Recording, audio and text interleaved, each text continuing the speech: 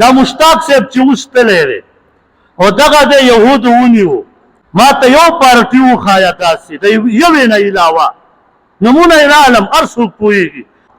لورې چې دا څومره پارټۍ دي ما ته وښایه چې د مشتاق صاحب صفت یې کړی یا د مشتاق صاحب دفاع یې کړي راته وښایه په نیټ کې راته وښایه د یو پارټۍ نه علاوه چې خلقو ولې یهودي ایجنټ ویلو د هغې پارټۍ نه علاوه هغوی دوسم دفاع کوي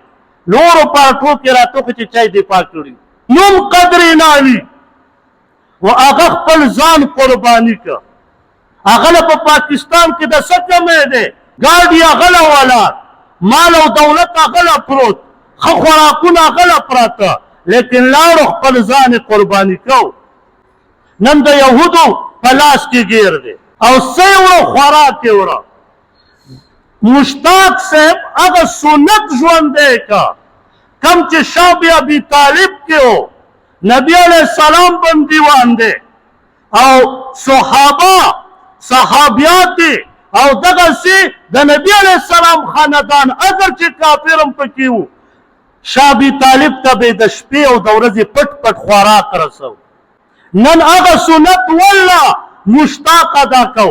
داسې سنت په دې زندګۍ کې ما ته وښایه چې په دې خپل عمر کې نه 200-300 کاله مخکې لاړ شه که دغه سنت تر اوسه پورې چا ژوندي کړي دا په دې خلک وایي یارې په سنتو 100 سیدانو اجر میلاویږي